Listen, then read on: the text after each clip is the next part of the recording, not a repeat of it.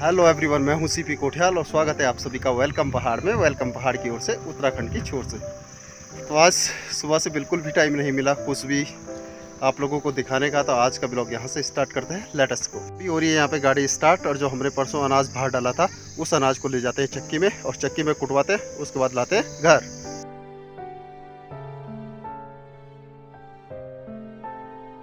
तो अभी क्या था, आज का दिन रहा बहुत थकावट वाला, बेफालतू का थकावट हुआ आज।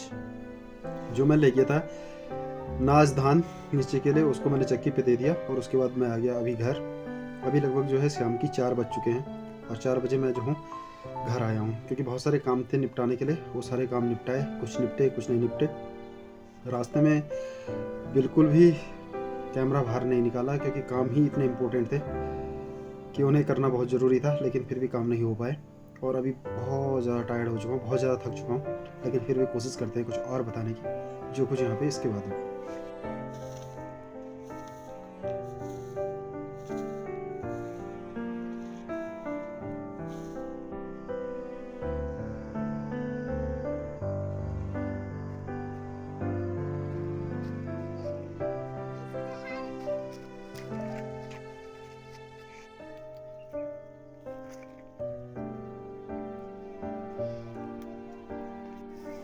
ये हमारे खेत थे जिन्हें बोला जाता था सगवाड़े, यानी कि गढ़वाल में छोटे छोटे खेतों को कहा जाता है सगाड़ा। और इन पे कई माल्टे के पौधे हमने रोपे हुए थे जब हम यहाँ से स्कूल पढ़ा करते थे, लेकिन आज सारे जो है बंज गए हैं। बंज गए का मतलब सारी जगह जो है घासी घास हो गई है, और इनका रास्ता आने जाने का बंद हो चुका है। पहले यहाँ से दूसरे वाले घर में जाने के लिए था रास्ता बहुत बढ़िया, वो घर मैंने आपको पहले भी दिखाया होगा।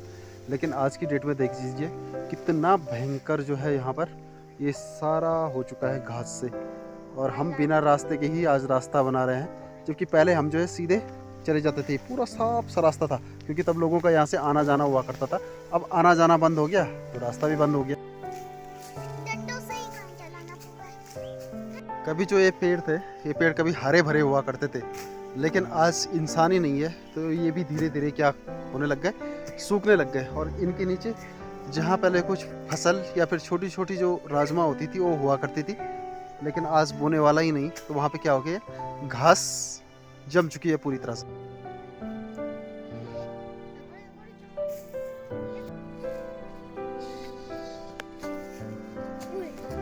तो इस प्रकार की ये जो है कुमरे होते हैं, इसको यहाँ पे कुमरे और कुर्रे कहा जाता है। ये पूरे जो पहन रखे होते हैं कपड़े, उन पे लग जाते हैं। इनको निकालना जरूरी होता है, नहीं तो ये रात को बहुत खुजली करेंगे और चुभेंगे भी।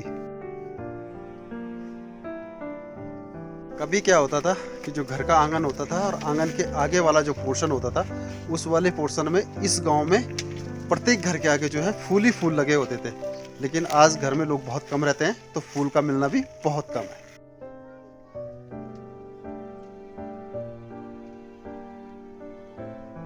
तो यहाँ पर ये चाचा जी लोगों ने जो है मिर्च लगाई होगी, जब चाची कभी घर पे रही होगी तो उन्होंने मिर्च लगाई होगी, तो मिर्च थोड़ी बहुत लाल हो चुकी है।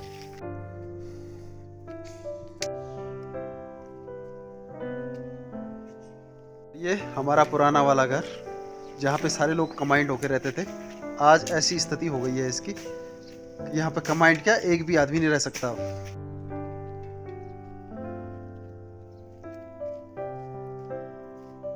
तरह के कुर्रे जो हैं, जो रात को चुभते हैं, और घास मुझ पे जो है पूरी तरह से चुभ चुकी है, तो इसको निकालना भी बहुत ज़रूरी है।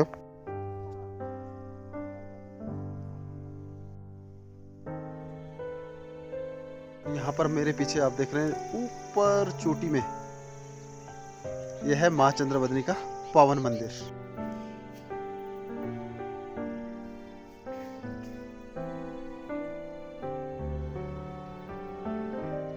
और यहाँ पर जो लोग परमानेंट यहाँ गांव में रहते हैं, उन्होंने कर रखी है तोर की खेती, और लहलहाती हुई ये तोर की खेती काफ़ी अच्छी फसल लग रही है इस बार।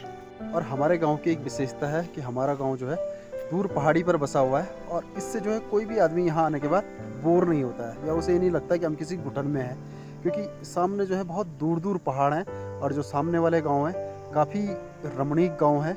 और रमणीक होने के साथ साथ दिन में तो अच्छे लगती हैं, लेकिन रात को भी इनकी चमक बहुत अच्छी सी लगती है।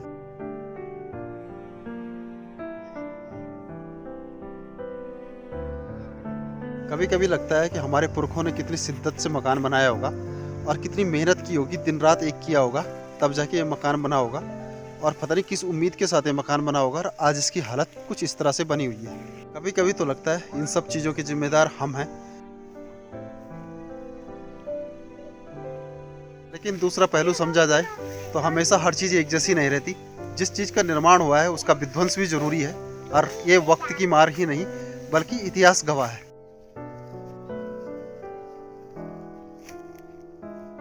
वैसे आपको बता दें कि जब हम यहाँ पर आते हैं तो हमारा डेली रूटीन कुछ ज़्यादा चेंज नहीं होता है, बिल्कुल शहर की तरह ही होता है। जैसे हम शहर में रहते हैं वैसे ही यहाँ पर रहते हैं, बस सिर्फ अंतर आ जाता है कि शहर में अंदर ही अंदर सब कुछ होता है और यहाँ पर जो है बाहर करना पड़ता है। जैसे छप्पर हो गया, आग हो गई, लकड़ियाँ हो गई, और खाने पीने का जो सामान है वो यहाँ पे भी हम मार्केट से ही लाते हैं।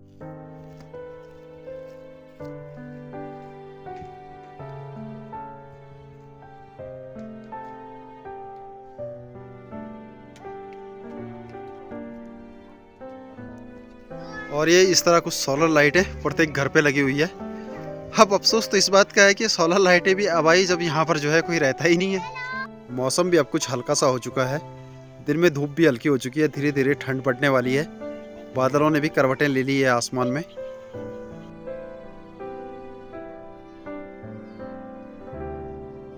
तो आज का दिन हमारा बहुत ही गंदा सा रहा है, बहुत ही टायर्ड रहा, बहुत ही थकावट वाला रहा। अजीब सा लग रहा है, मन कर रहा है कि सीधे सो जाएं। तो अभी निकलते हैं घर की तरफ, शाम की तैयारी करते हैं, खाना वाना, और उसके बाद आज सीधे सो जाते हैं।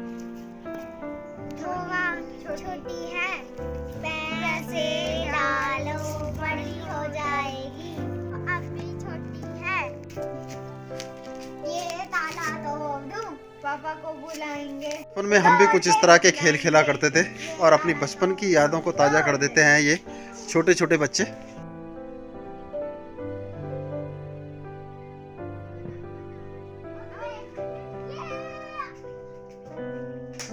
अभी क्या है ना, इस पेड़ से और जमीन के बीच में एक लकड़ी लटक रही है और मेरी नज़र उस पर अचानक से ही पड़ी और मुझे लगा, मैंने कहा यार ये किस पे अटकी होगी। आपको यहाँ से दिख नहीं रही होगी, लेकिन मैं बैक कैमरा करके दिखाता हूँ आपको। ये देखो, ये जो बीच में लकड़ी है ना, बिल्कुल, तो ये बीच में बिल्कुल अटकी हुई है। तो ऐसा लगा कि यार ये लकड़ी जो है बीच में कैसे अटक गई है। तो ये क्या हुआ, जो मकड़े का जाला बना होगा ना, उस मकड़े के जाले के कारण जो है ये बीच में लटक गई है। और मैं खुद ही सोच में पड़ गया कि ये ऊपर से नीचे क्यों नहीं गिर पा रही है, बीच ही बीच में कैसे अटकी। अचानक ऐसा भी हो जाता है कभी कभी।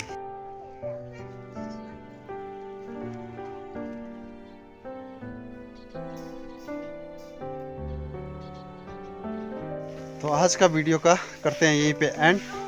मिलते हैं फिर एक नई वीडियो में नई स्टोरी के साथ। तब तक के लिए थैंक्स फॉर वॉचिंग। वेलकम पहाड़।